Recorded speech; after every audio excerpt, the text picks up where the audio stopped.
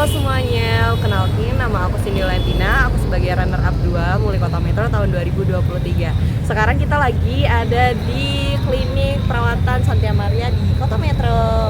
Ayo, ikutin. Dan jangan lupa subscribe. Oh iya, jangan lupa subscribe channel ini ya teman-teman. Jangan lupa like juga, share juga. Terima kasih. Iya.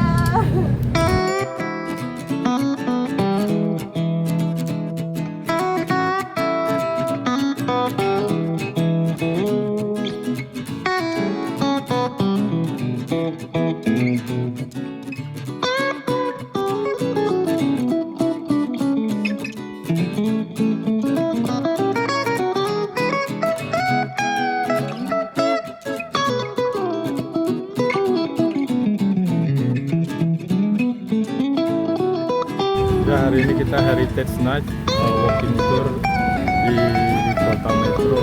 Nah, ini ada juga Muli mengenai.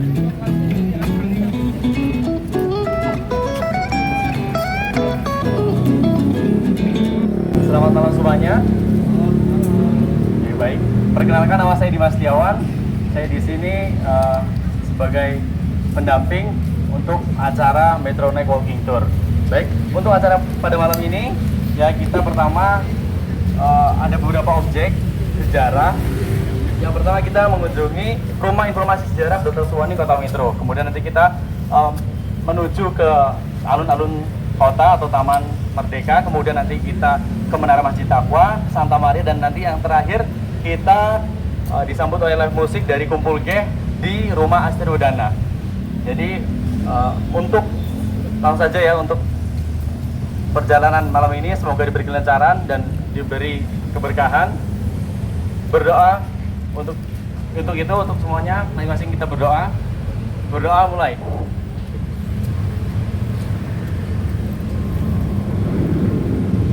Selesai. Mari masuk semuanya.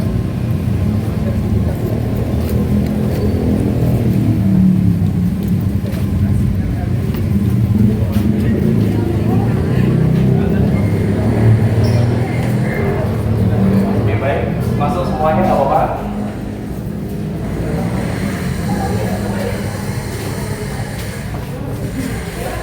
Oke, silakan masuk semuanya. Ini dari berbagai kalangan ya, dari mulimana, dari peserta umum, mahasiswa. Oke, masuk semuanya boleh. Oke, baik. Selamat datang di Rumah Informasi Sejarah Dr. Suwandi. Ya, rumah ini memiliki beberapa diorama, teman-teman semuanya.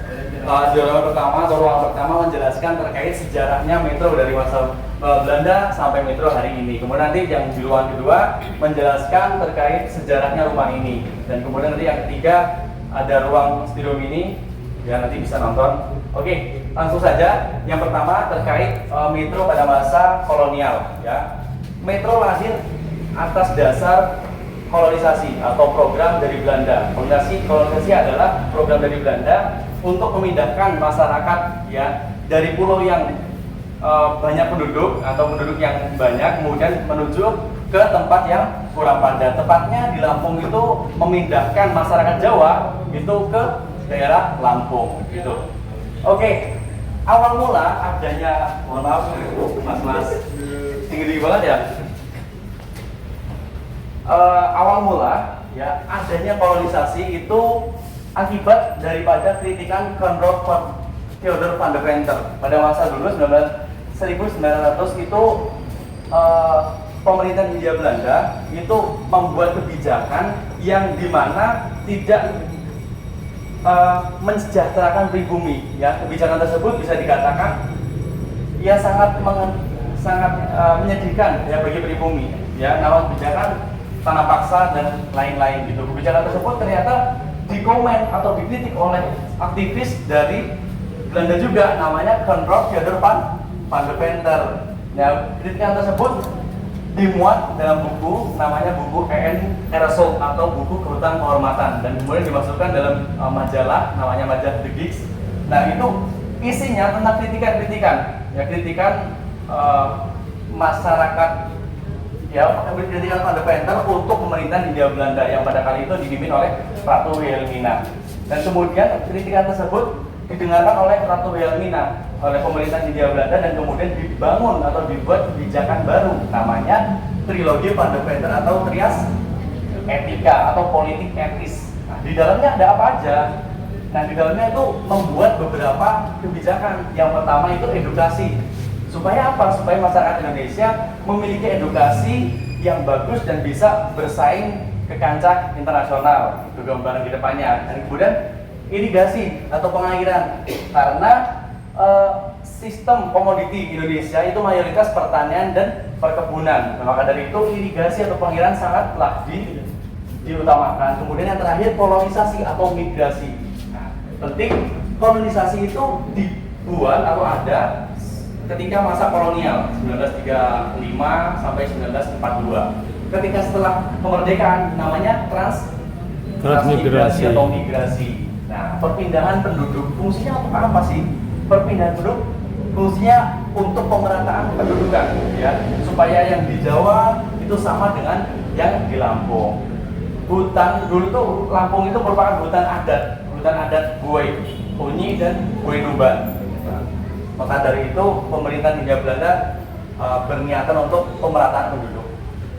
Oke, kolonisasi pertama yang ada di Lampung itu terjadi pada tahun 1905, terjadi di Desa Bagelen atau di Pesawaran. Itu yang pertama, namanya kolonisasi gedung tataan.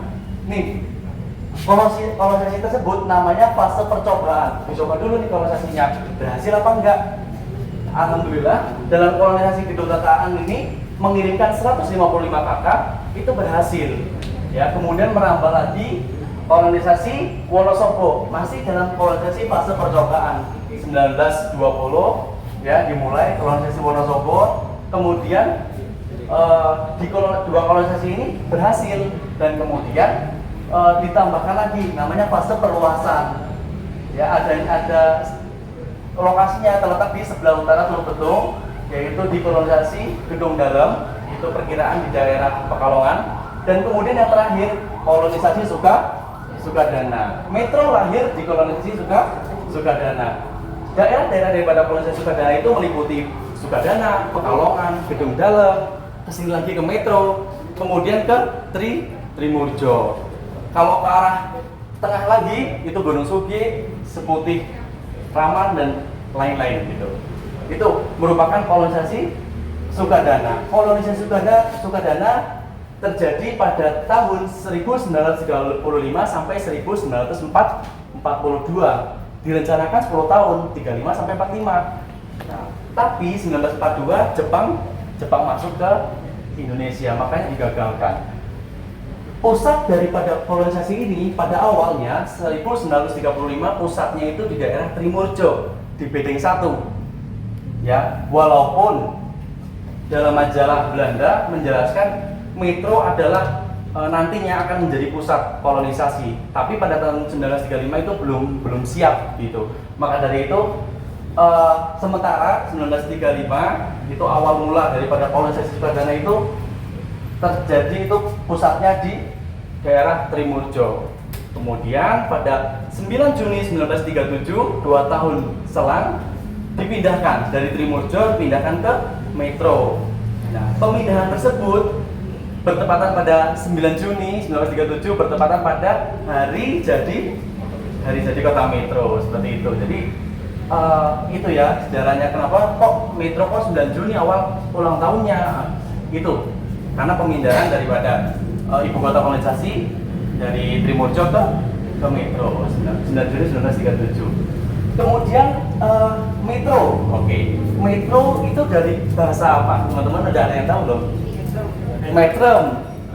Metrem, oke. Metrem ada buku yang menjelaskan tentang metrem, kemudian ada sejarah lisan yang menjelaskan tentang metro itu dari Mbah Mitro, gitu. Sesuai metrem juga benar, tapi sesuai dengan data yang ada di Belanda, ya bersumber pada KITLV, itu metro itu berasal dari kata metropolis. Artinya sama, tengah-tengah. Metrem pun artinya sama, pusat atau tengah-tengah gitu. Maka dari itu metro di metropolis ya, terus kemudian diperkecil menjadi metro. Oke. Kolonisasi Sukadana ini merupakan kolonisasi, balik lagi ke kolonisasi Sukadana. kolonisasi Sukadana kolonisasi yang sangat dipersiapkan dengan matang. Beda dengan kolonisasi yang di atasnya. Ya, kolonisasi di Dontataan belum ada bedeng-bedeng, belum ada pengarian yang bagus. Tapi di kolonisasi Sukadana ini sangat disiapkan. Bedeng-bedengnya, irigasinya, pendidikannya. Maka dari itu, Metro bisa dikatakan kota pendidikan, kota yang maju. Nah, itu alasannya. Ya, karena memang dari dulu disiapkan wujudnya Metro itu menjadi pusat, menjadi daerah maju, dari bukan daerah berkembang lagi. Jadi seperti itu. Oke, kolonis itu orang-orangnya ya. Orang-orangnya datang ke Metro itu 1936. Ya, direncanakan tahun 1935 itu dibuat, ya. Kemudian 1936 para kolonis itu datang ke Metro. Ya, menggunakan kapal, ya, Koninklijk Paspor Maskapai KPM, dan kemudian tiba di Pelabuhan Panjang pada saat itu pada Jumat 3 April 1936. Kemudian diangkut menggunakan ZSS Zuid Sumatra Starport Wiegen menuju stasiun pemberhentian di Neneng, ya. Kemudian sampai ke Metro pada Sabtu 4 April 1936. Ya, jadi menginap 1 malam, ya, di Panjang. Kemudian setelah datang ke Metro itu masyarakat, ya, kolonis itu dibagikan, ya, pekarangan-pekarangan. Ya, di buku Kolonisasi Sukadana itu dijelaskan satu keluarga itu dibagikan 0,75 hektar atau 1 bow. Ya, mungkin di masyarakat Metro sekarang masih menggunakan bow. Tanahmu berapa bow? Gitu. Sekarang di Metro masih. Jadi 1 bow itu 0,75 hektar, itu 1 hektar kurang 1/4 gitu. Oke, kemudian mungkin teman-teman bertanya, kenapa sih Metro, kenapa sih yang di daerah Lampung Tengah itu nama-namanya kok nama-nama Jawa ya, Pekalongan, Kauman, Bantul, dan lain-lain. Itu salah satu strategi daripada Hindia Belanda untuk memindahkan masyarakatnya supaya di daerah tempat barunya tuh merasa ini bukan daerah baru loh, ini daerahku yang asli gitu. Maka dari itu dipindahkan tidak hanya orang-orangnya saja, sistem pemerintahan, nama daerahnya juga dipindahkan gitu. Kauman itu memang dekat dengan, di Jogja itu Kauman itu dekat dengan pusat kota. Ya, memang peletakan Kauman memang di Jogja pun dekat dengan pusat kota. Bantul pun seperti itu, orang Bantul ya memang dari Bantul gitu. Namanya toponomi daerah, penamaan daerah seperti daerah asalnya. Oke. Kemudian ini bukti-buktinya, ya. Ini bukti daripada irigasi di Metro dulu. Ini pom bensin pertama yang ada di Pasar Baru. Kemudian ini kantor pos. Kemudian ini perkebunan di Kolonisasi Sukadana. Kemudian mohon maaf, ini sekolah Muhammadiyah pertama, HIS. Ya, HIS. Sekolah Muhammadiyah pertama di Metro. Muridnya kurang lebih 50 peserta atau 50 anak gitu. Oke, ada pertanyaan? Gitu? Oke. Setelah Metro dipimpin, ya, tadi Metro ini jalannya Sukadana ini, Kolonisasi Sukadana ini dipimpin oleh seorang residen. Residen itu setingkat dengan gubernur ya. Pada kala itu residen yang memimpin namanya Rockmaker. Wujudnya, fotonya seperti apa di situ. Mohon maaf Kak. Nah itu HR Rockmaker, Hendrik Rottloff Rockmaker. Itu merupakan residen setingkat dengan gubernur pada masa kolonisasi Sukadana. Beliau kiprahnya 1933 sampai 1937. Di akhir kiprahnya beliau, untuk menghargai jasa beliau masyarakat pribumi membuat namanya tugu. Ya, tugunya namanya Tugu Rockmaker. Ya, sekarang nggak ada akibat zaman Jepang. Oke. Tugunya seperti ini, ya. Hanya sederhana, kemudian dibalut dengan kain Belanda, mohon maaf, bendera Belanda. Ya, ini bendera Belanda, dibalutkan bendera Belanda. Ya, akibat daripada Jepang, ya, Jepang tidak ingin bekas-bekas Belanda itu ada di Metro yang tidak dapat digunakan. Artinya bekas Belanda yang menandai kejayaan Belanda, ya, itu dihilangkan. Jangan sampai ada kejayaan Belanda yang masih di sini. Nah, salah satunya kan ini. Tugu ini kan salah satu kejayaan Belanda. Ya, kejayaan Belanda, kejayaan Rockmaker atas pimpinannya selama kolonisasi Sukadana gitu. Oke, yuk mari ke Jepang. Jepang masuk ke metro itu ke Indonesia 1942, kemudian masuk ke metro juga pas ya sama dengan 1942. Bedanya Jepang dengan Belanda, di Belanda itu masuk ke dalam Indonesia itu masuk perekonomian juga dia masuk, pemerintahan dia masuk ya. Kalau Belanda makanya ada VOC, ada pemerintahan Hindia Belanda, tapi enggak dengan Jepang. Jepang memang niatan merampas ya. Jepang memang niatan ingin mengambil hak-hak semuanya gitu, Romusha dan lain-lain gitu. Jepang di metro di Lampung ya. Lampung dulu sebelum ada Jepang masih dalam Belanda itu namanya Residen Lampung Distriktan. Itu nama Lampung pada masa Belanda. Nama Lampung pada masa Jepang diganti dengan Lampung-shu.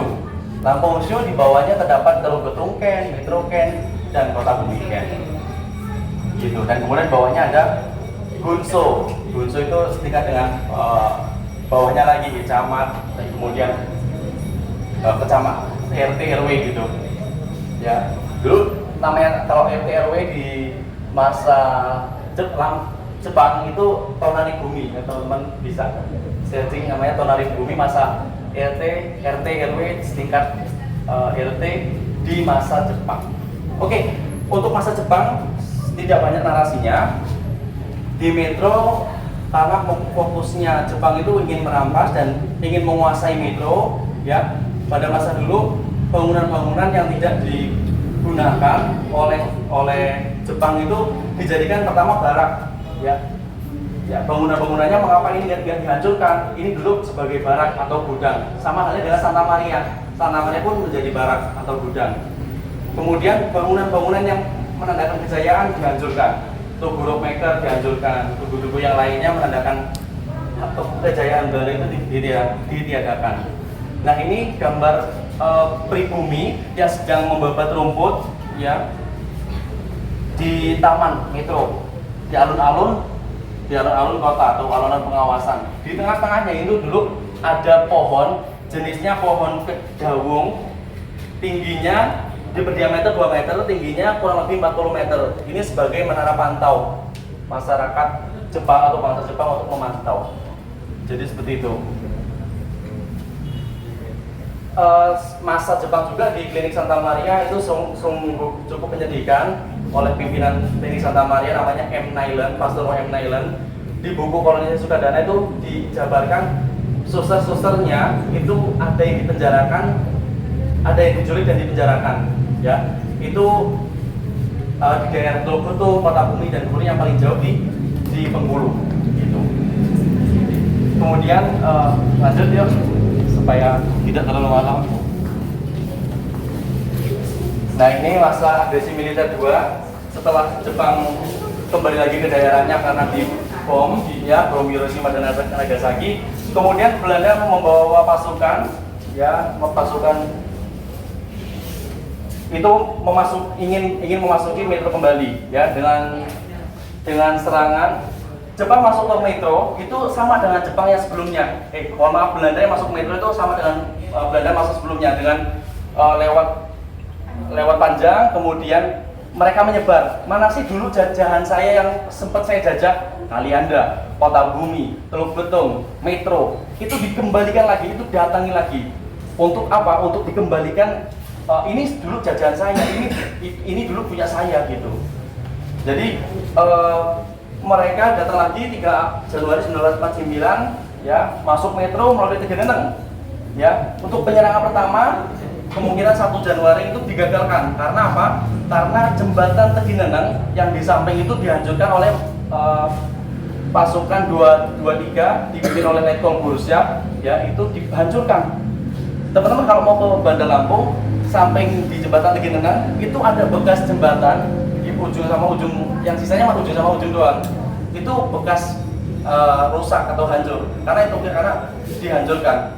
Supaya apa? Supaya sekutu tidak bisa masuk ke daerah metro.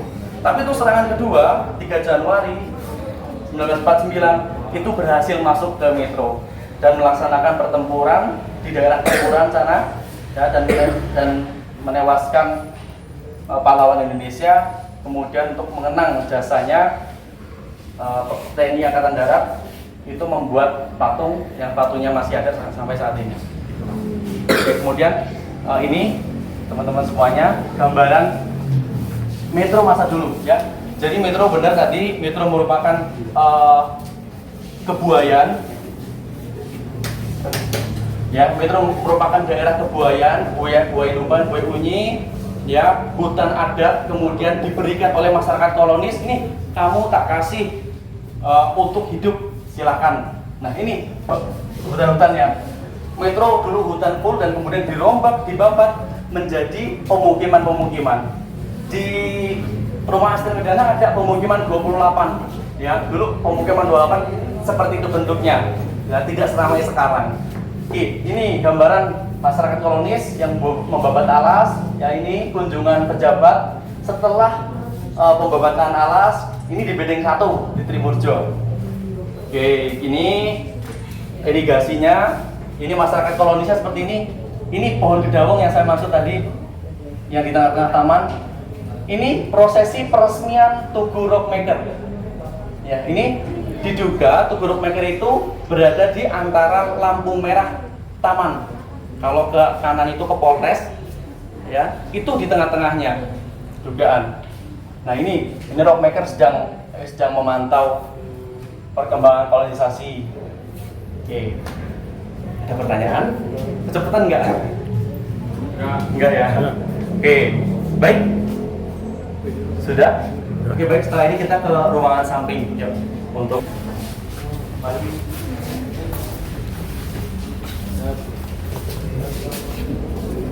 Oke, mari masuk dalam.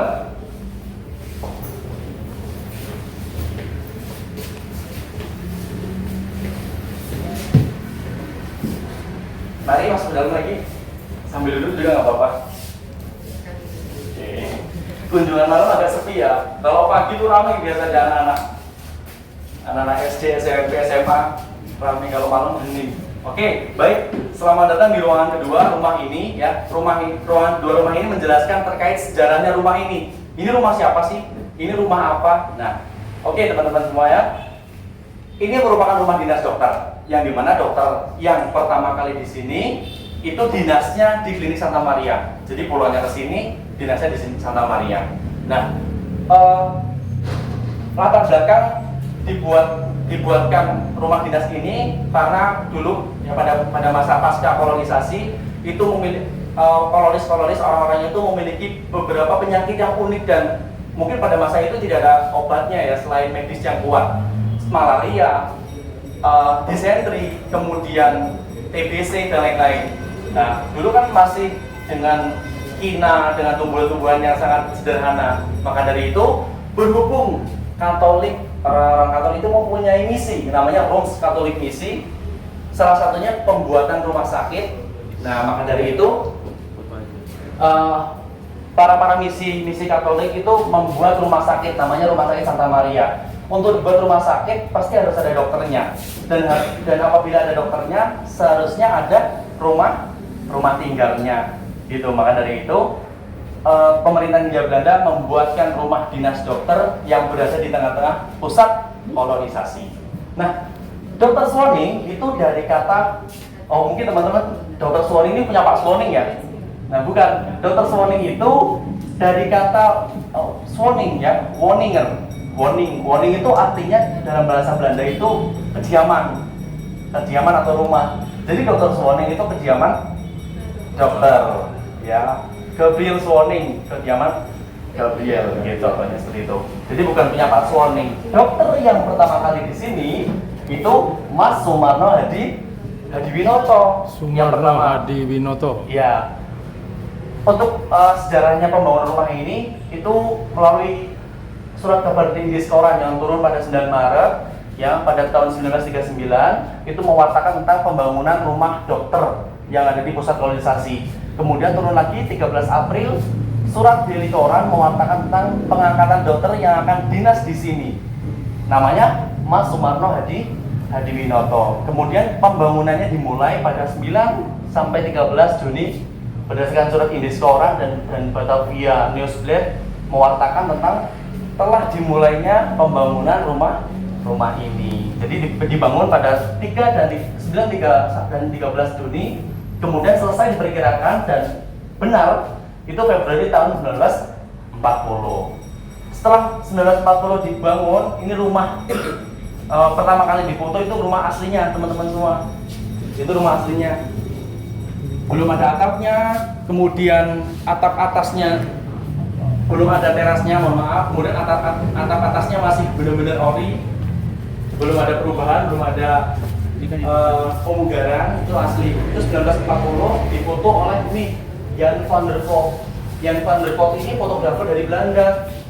Ya, Jan van der Valk mengunjungi koloni Sukadana dalam rangka pengambilan gambar dan untuk pembuatan film propaganda. Jadi di foto-foto semua kejayaan-kejayaan Belanda yang di sini, contohnya pembangunan rumah, irigasi yang bagus, dibuatlah film. Namanya film Tanah Sabrang. Film ini kemudian dikirim ke Jawa supaya apa? Supaya masyarakat Jawa ingin ke sini gitu. Propaganda. Oh, iya. Aslinya sama, di sini sama-sama menderita, sama-sama merintih gitu. Kemudian setelah Jan van der Valk memoto 1945 sampai 1948 itu Patih Burhanuddin merupakan Medana atau Bupati Lampung Tengah. Nah, menjabat. Dia yang tinggal di rumah ini. Ini yang orang kedua setelah Pak Sumarno yang tinggal di rumah ini. Kemudian Dr. Lee dan Dr. Yusuf, kemudian Dr. Winaya Dwarsa, kemudian Dr. Sofyan Ate, yang terakhir Dr. Marianto. Perombakan secara bukan total ya. Perombakan secara besar-besaran, atapnya, kemudian terasnya ditambahkan itu pada masa Dr. Winaya Dwarsa. Ya, pemugaran, penambahan ruangan belakang itu Winaya Dwarsa. Jadi cagar budaya kalau ditambahkan itu tidak apa-apa, asalkan tidak merubah bangunan aslinya. Kalau merubah bangunan aslinya kemudian dibikin bangunan lagi yang mirip, yang persis, itu hilang eksistensinya dan tidak bisa dilaporkan menjadi cagar budaya. Kemudian sempat terbengkalai, sempat menjadi rumah makan Bu Endang yang sekarang Bu Endang itu samping apotik Melati kalau nggak salah ya. Nah itu sempat dulu ini menjadi rumah makan, sempat menjadi dinas LH, ya. Kemudian pada tahun 2021 para pegiat sejarah memiliki inisiasi untuk membangun sebuah museum. Ya. Tapi untuk museum itu harus banyak peninggalan, harus banyak benda-benda yang untuk menjadi peninggalan. Nah, berhubung belum ada peninggalan yang banyak dan fokusnya benda-bendanya belum ada, maka dari itu pegiat sejarah membangun rumah informasi sejarah gitu. Jadi kita menyediakan informasi yang berdata. Ini semua informasi berdata, teman-teman. Kalau teman-teman tahu di bawahnya biasanya ada donasi, narasi, sumber foto, itu ada nih. Contohnya nih. Sumber foto kita dari arsip KITLV dan Tropen Museum. Itu ngambilnya dari Belanda. Nah, jadi semua informasi di sini, semua foto-foto di sini sesuai dengan data yang ada. Itu ada pertanyaan? Oke. Kalau nggak ada silakan. Mas, sepedanya mas? Oh ya, sepedanya ini hibah dari Bapak Sekda, Pak Bangkit. Ini hibah. Oh, bukan Dr. Sumarno itu kendaraannya, bukan. Bukan. Ini hibah dari Pak Sekda. Kemudian barang-barangnya di sini, barang-barang kunonya itu pemberian dari anak-anak kolonis. Ya, nah, mesin ketik, TV, gitu. Kalau gong, pemberian dari Bapak Taufik Basari. Kalau yang kursi ini pemberian dari Bapak Kasati Lampung. Gitu. Oke, ke ruangan terakhir.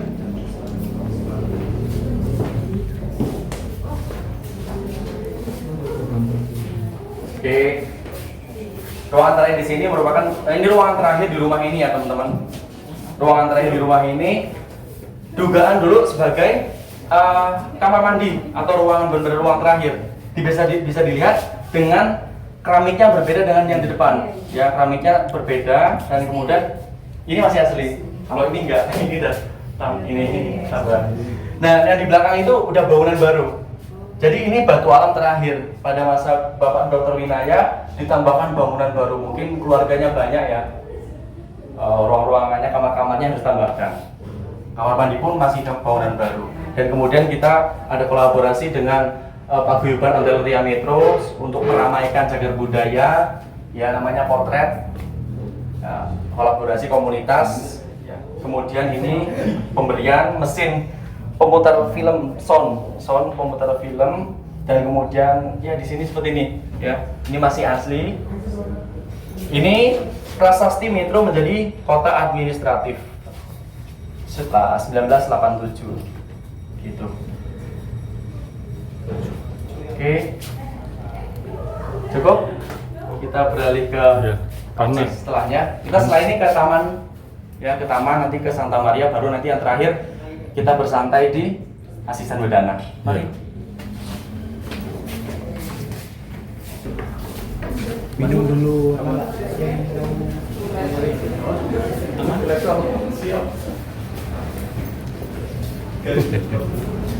Cantik-cantik ya. Sip. Namanya siapa Mas? Nama saya Aling Dwi Nugroho, Mulimahanai, runner up 1 Kota Metro 2024. Oh 2024. Kalau Mas? Kalau nama saya Fajar Nugi Hendrawan, saya menjabat Mengenai 1 Kota Metro. Oh yang Juara satu satu ya? ya. Oh ya. Sukses ya Mas. Mari teman-teman semuanya, kita ke Taman Kota. Nanti kita buat.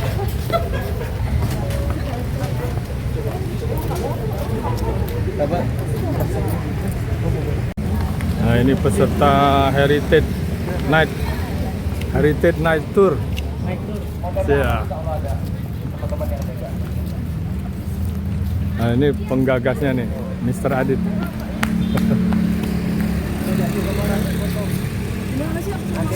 Ya namanya night tour ya jalan kaki.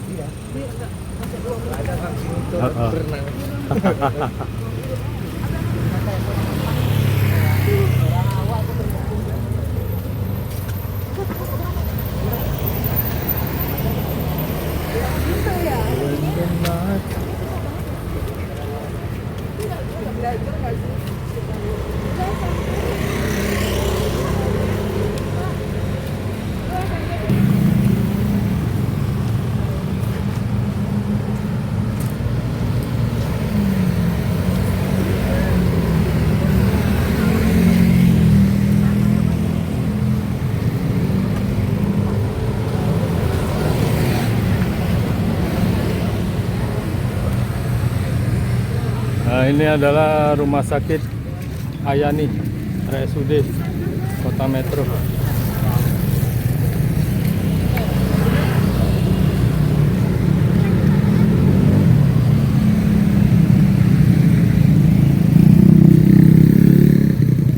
Kalau ini Muri Manganai tahun berapa ini?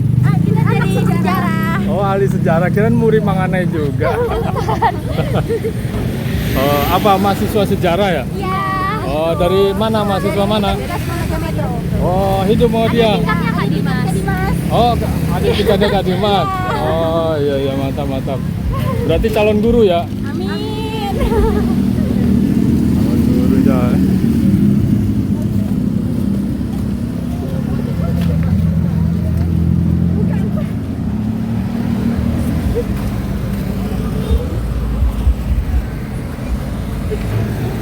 Nah ini kita berada di Jalan Pagar Alam, Jalan ZA Pagar Alam.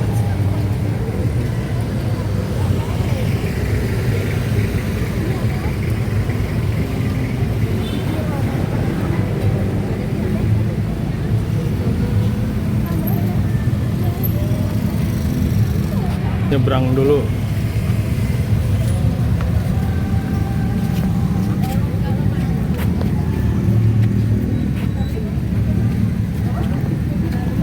Waduh macet lewat sininya.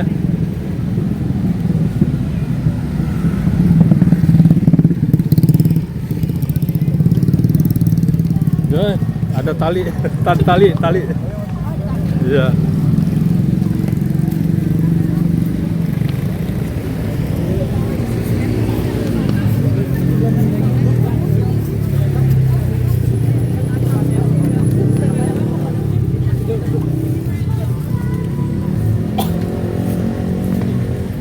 Masjid Taqwa ya? Di sini enggak Hah?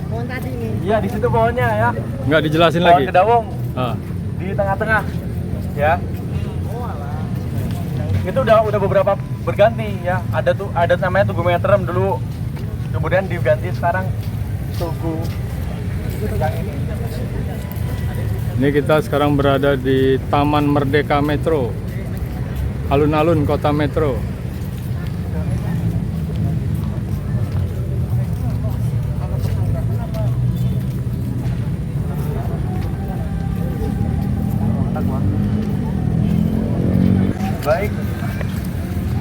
Baik teman-teman semuanya, selamat datang di Menara Masjid Taqwa. Ya, di sini cagar. Iya, di sini biar. Di sini yang hanya cagar budayanya itu hanya menaranya saja, dikarenakan Masjid Taqwa telah dirombak secara total.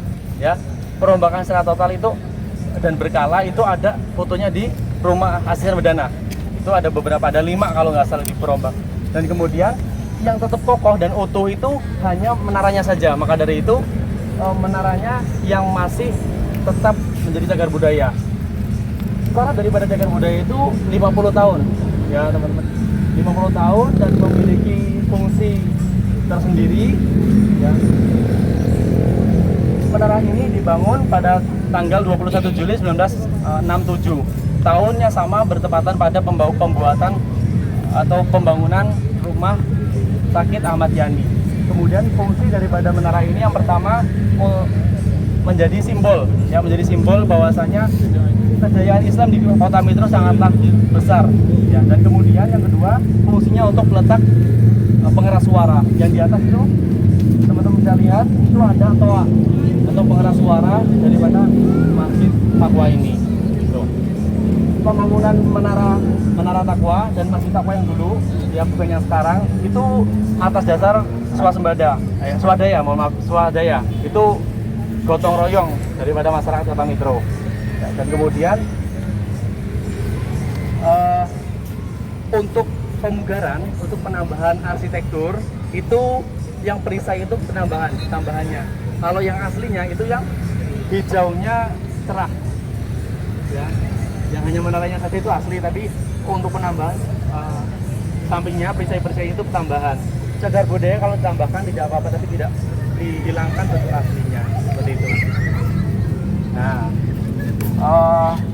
kemudian bangunan-bangunan, kota-kota tua di Indonesia itu apabila hasil dari Belanda itu memiliki ciri-ciri dugaan itu menggunakan sistem catur gatra tunggal. Seperti halnya di Metro. Di Metro sudah menerapkan sistem tersebut, catur gatra tunggal. Catur itu 4, gatra bisa dikatakan komponen, tunggal itu yang 1. Jadi 4 komponen pembangun kota itu dikumpulkan jadi 1. Yang pertama itu alun-alun. Alun-alun tempat berkumpulnya masyarakat, kemudian religius, kemudian government atau pemerintahan, kemudian pasar. Yang 4. Di Metro untuk religiusnya itu ada Masjid Taqwa dan kemudian Gereja Hati Kudus, dan kemudian alun-alunnya teman-teman bisa lihat Taman Merdeka, kemudian government, pemerintahan ya, sangat terlihat sekali ya di pusat kota, dikelilingi oleh bangunan-bangunan pemerintahan. Dan kemudian untuk pasar, untuk pusat perekonomian ada di shopping center ya, Mega Mall itu emang semua dari dulu gitu, memang ditempatkan shopping center atau pusat pasar baru di Metro ini ya. Kemudian alun-alun ini emang dari dulu sudah ada tata ruangnya ya, namanya tata ruang tersebut namanya catur gatra tunggal. Di Jawa itu, di Jogja, Semarang, Jakarta pun seperti itu. Itu menandakan bahwasanya daerah tersebut berkemungkinan besar itu hasil-hasil atau pernah dimasuki oleh Belanda seperti itu. Ada pertanyaan? cukup kayaknya. Oke, cukup. Kalau cukup kita ke Santa Maria. Santa Maria. Kemudian nanti kita ke Asisten Udana. Mari. Mari.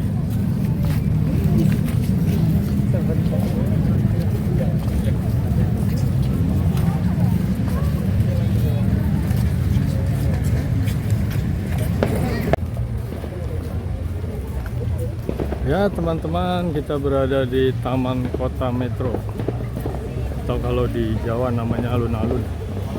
Nah ini Taman Merdeka, sayang malam, tulisannya nggak jelas.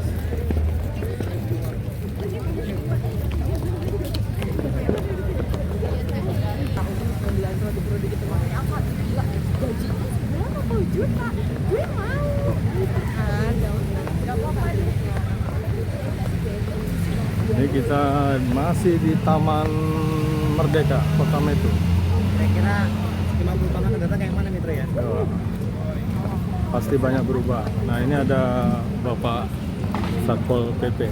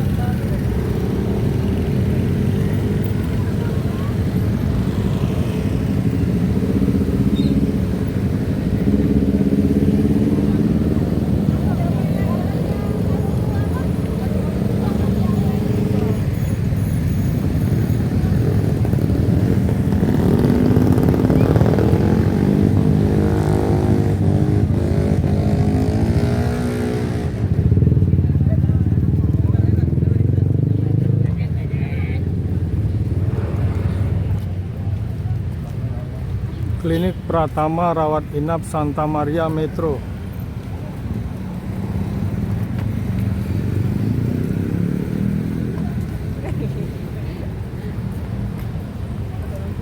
Kayak masih bangunan Belanda gitu ya Om? Iya. Oh. Oh. Coba ini kenalin dulu, gimana yang cahaya sini? Sini. Ya. Halo semuanya, kenalin nama aku Cindy Lentina. Aku sebagai runner up 2 Muli Kota Metro tahun 2023. Sekarang kita lagi ada di klinik perawatan Santia Maria di Kota Metro. Ayo, ikutin. Dan jangan lupa subscribe. Oh iya, jangan lupa subscribe channel ini ya teman-teman. Jangan lupa like juga, share juga. Terima kasih. Iya. Bagus gak sih Om cahayanya? Lumayan sih. Nah ini juga sekalian dah yang Mbak kenalin. Di mana ya backgroundnya ini kayaknya nih. Ini. Aku Mida. Sini. Aku runner up 1. Ulangin lagi. Halo teman-teman, nama aku Mida. Aku runner up 1 Mulia Mahana Kota Metro tahun 2023. Runner up 1 ya. Iya, juara 2. Terus jangan lupa subscribe channel ini. Jangan lupa subscribe channel apa? Alang Tritis. Alang Tritis. Oke. Yang banyak. Yang banyak, yang like yang banyak juga. Terima kasih. Mantap. Sukses.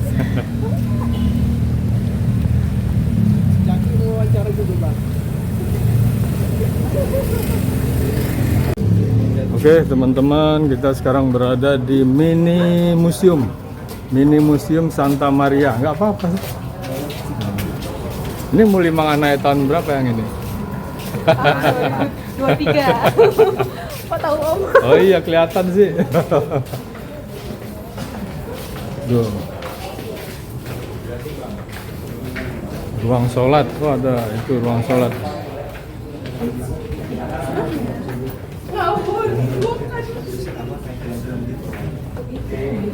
Agak panas ya, Bapak. Oke, baik. Selamat datang di klinik Ada Santa AC-nya Maria. tuh? Ya. Ada AC-nya.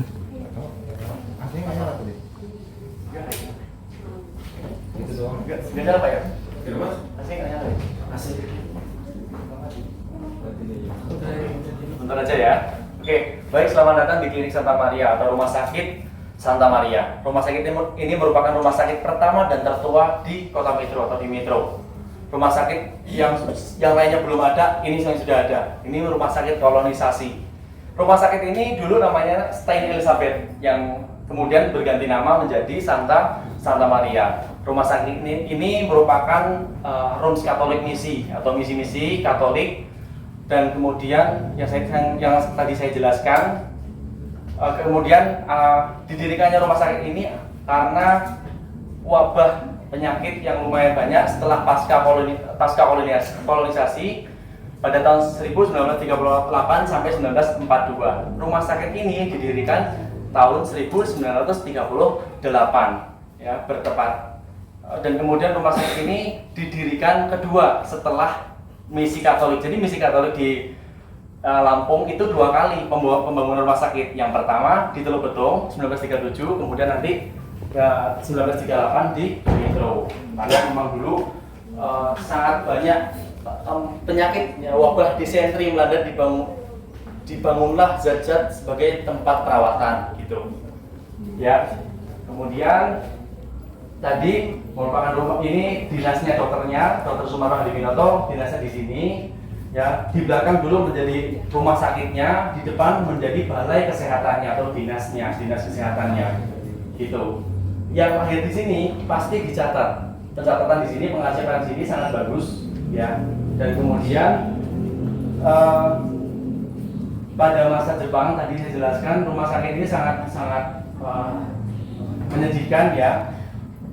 Rumah sakit ini dipimpin oleh seorang pastor atau imam, namanya Imam M. Nailer. Ini orangnya, Matius Gerlatus Nailer. Ya, beliau imam, ketua atau ketua agama ya, Katolik di pusat kolonisasi. Pada masa Jepang, Pastor M. Nailer mungkin sangat menyedihkan ya, karena suster-susternya, karena anak buahnya semua dipenjara dan diculik di Teluk Betung, di Kota Bumi, dan bahkan yang paling jauh di Bengkulu, seperti itu. Kemudian pembangunan rumah ini 1938, kemudian puncaknya penyakit datang itu 1939. Pastor M. Nailer meminta bantuan dari Pringsewu, ya, karena di sana lebih duluan kan di sini tempatnya yang terakhir kolonisasinya, di sana paling duluan. Maka dari itu diminta tolong tiga suster di sini, 3 suster tun, ya. Itu yang di Tanjung Karang, ada lagi yang 3 suster lagi yang diambil di Pringsewu, ya, gitu. Pastor M. Nailer meminta tolong tambahan suster dikarenakan kekurangan. Seperti itu. Kemudian setelah Jepang keluar lagi, ya, di Jepang ini dulu sebagai gudang dan barak-barak tempat tinggal prajurit. Setelah Jepang kembali lagi, pulang ke daerahnya, pulang ke negaranya. Kemudian ini rumah sakit ini dikembalikan lagi sebagai rumah sakit, ya, rumah sakit umum. Dan kemudian 1967 dibangun rumah sakit umum daerah RSUD Ahmad Yani. Fungsi daripada umum di rumah sakit ini dipindahkan. Ya, jadi umumnya rumah sakit umum dipindahkan ke rumah sakit Ahmad Yani. Rumah sakit ini berfokus pada ibu dan anak, seperti itu. Klinik Bersalin Pratama, ibu dan anak Pratama Santa Maria, gitu. Ada pertanyaan? Panas ya?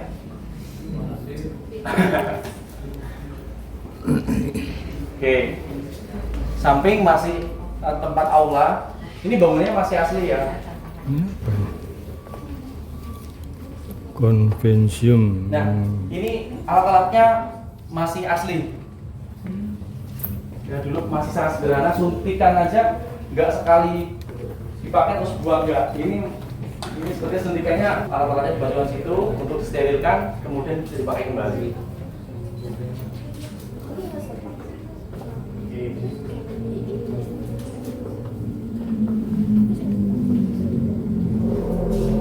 Kemudian Kemudian cagar budaya terbaru itu keluar soal LCC Permusiuman SMP tingkat metro.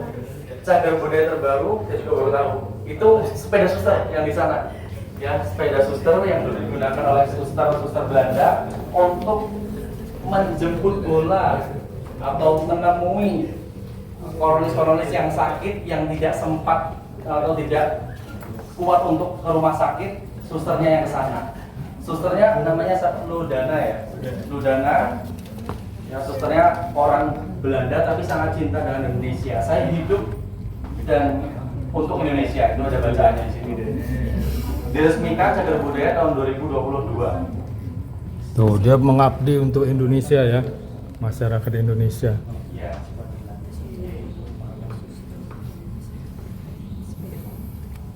Cukup? Oke, mari kita ke rumah asisten Budana. Rumah camat. Mari. Aku mau foto-foto dulu, explore. Iya, boleh. Silakan. Silakan dulu. Kepala peninggalan dulu orang Jepang yang dibantai. Di Natal. Jadi satu di situ. Kan dilebarin tuh. Siap. Kita ke Budana. Oke, siap. Wedana. Oke, sip. Wedana.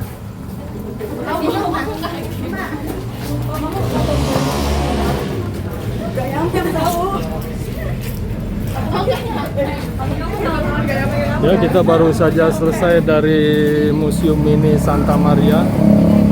Sekarang kita melanjutkan perjalanan lagi ke rumah asisten Wedana.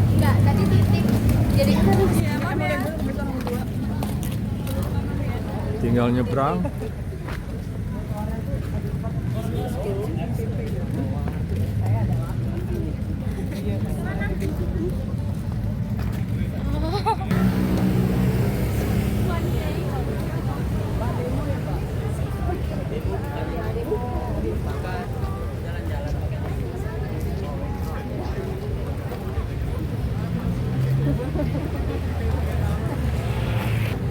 Kembali lagi dengan Tugu.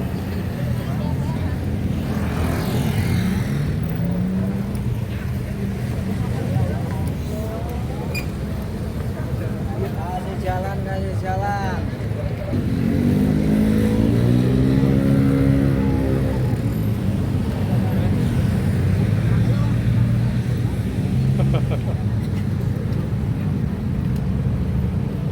Caturnya cukup.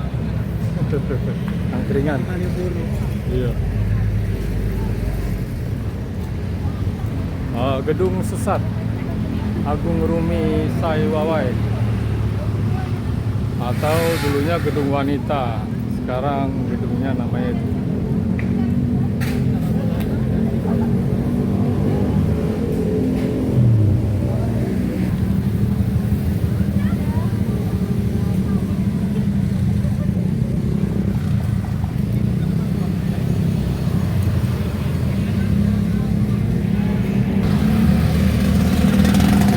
Ini adalah tempat Tugu tadi nih. Tugu apa tadi? Tugu Rockster. Ini tempat Tugu Rockster tadi yang dijelasin. Tugu yang dijelasin Tugu, ya kan, di antara lampu merah ini kata Mas Dimas. Tugu apa tadi? Lupa. Tugu Rockster.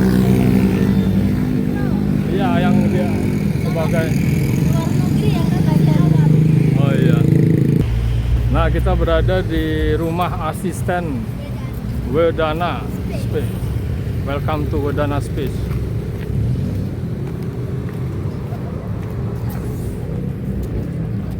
Nah, ini penampakan.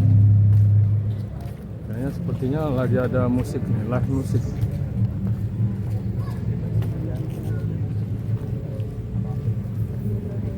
Lagi ada live musik kayaknya.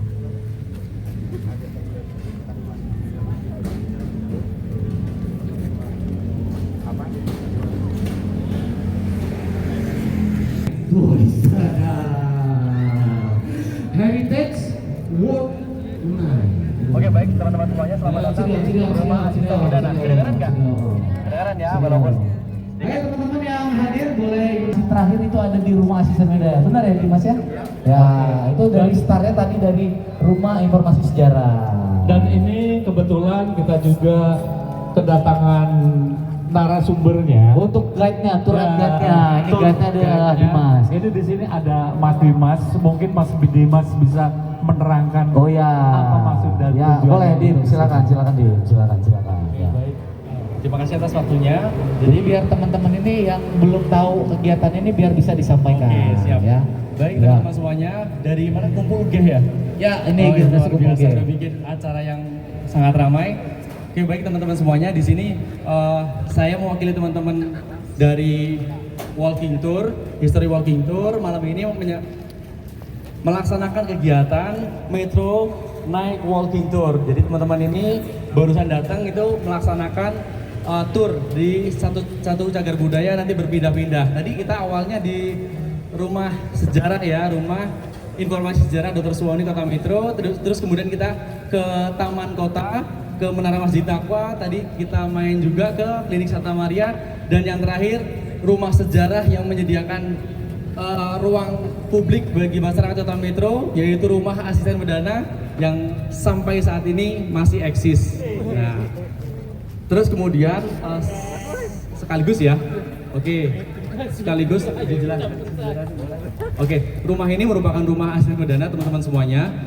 Izin semua, rumah ini merupakan rumah camat ya, asisten Medana itu setingkat dengan camat ya, camat pada masa kolonisasi. Kalau Medana itu setingkat dengan bupati, kalau residen itu setingkat dengan gubernur. Rumah ini memiliki dua bangunan. Yang pertama depan itu dulu sebagai pendopo atau tempat berkumpulnya RT, RW, ketua marga ya pada masa kolonisasi, dan kemudian belakangnya sebagai rumah camat atau kantor camat. Ya, camat pertama di sini yaitu Raden Mas Sudarto. Di dalam ada fotonya, nanti teman-teman bisa explore, kita masuk ke dalam. Ya, kemudian saat ini rumah ini sangat eksis menjadi ruang publik. Ya, di lapangan kita bisa live musik dan lain sebagainya. Di dalam menyediakan berbagai UMKM atau ekonomi masyarakat yang bisa dinikmati oleh masyarakat Kota Metro.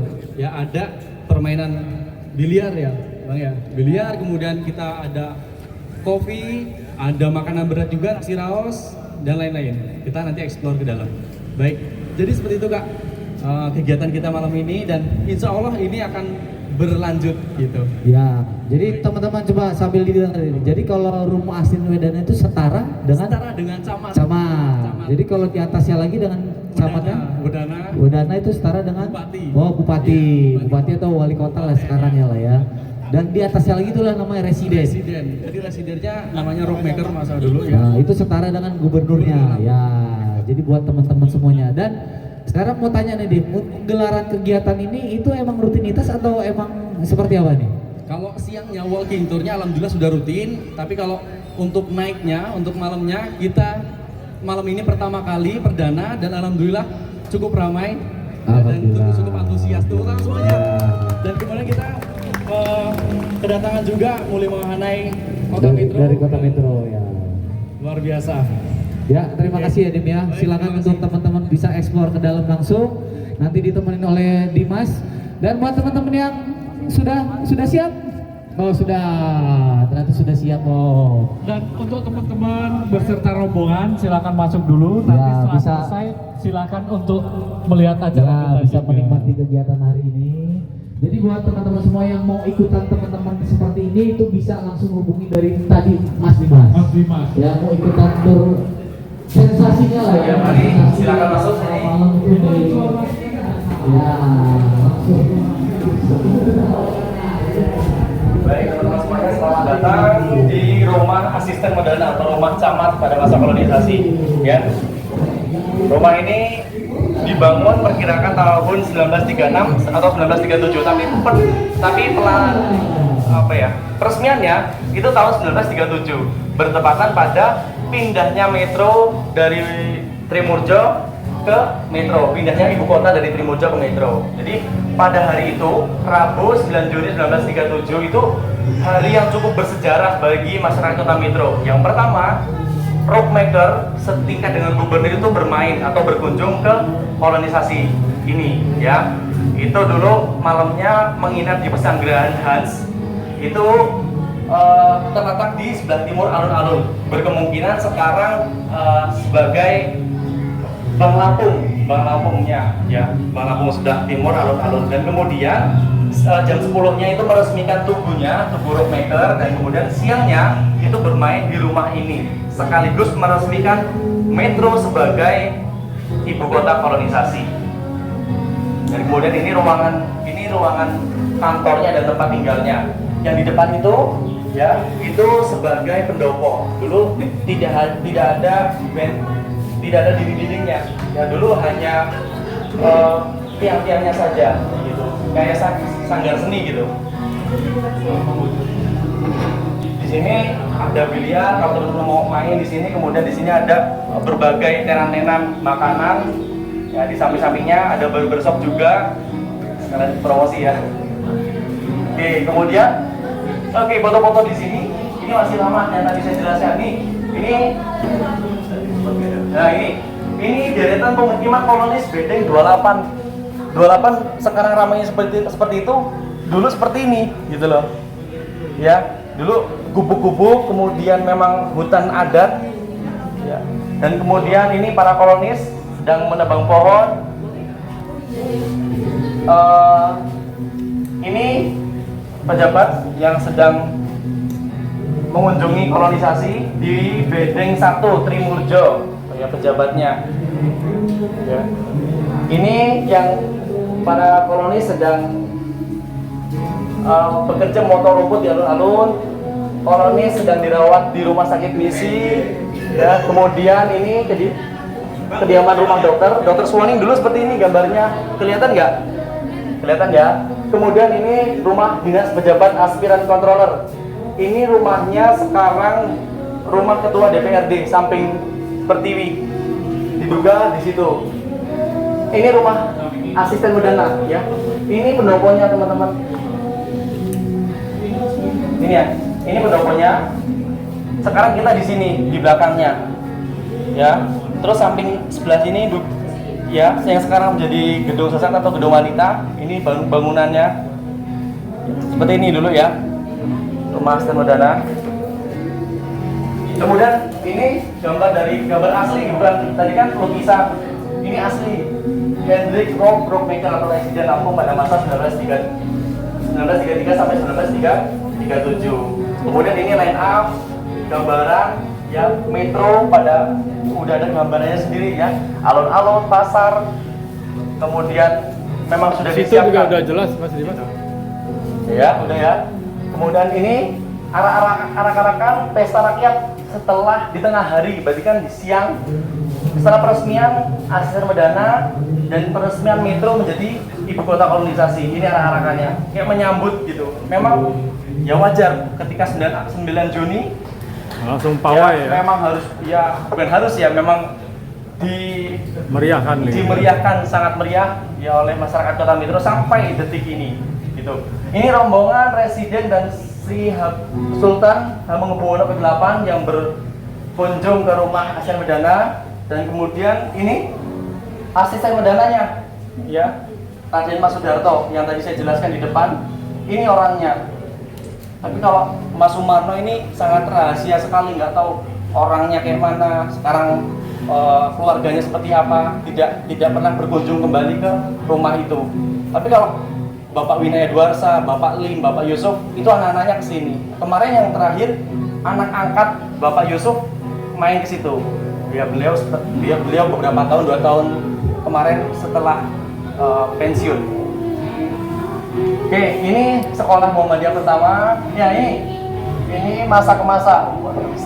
Ini masa ke masa pembangunan atau perubahan dari Masjid Agung Taqwa. Maka dari itu ya tadi saya jelaskan, Masjid Agung Taqwa memang bukan cagar budaya dikarenakan ini. Ya awalnya sangat sederhana, diubah. Ya dulu masih kecil. Kemudian mohon maaf apabila perkataan dan perbuatan saya menyinggung hati teman-teman semuanya. Terima kasih atas kunjungannya. Nanti setelah ini bisa santai, bisa ke depan, bisa lihat musik, dan saya akhiri. Wassalamualaikum warahmatullahi wabarakatuh. Tepuk tangan buat Oke, silakan ekspor.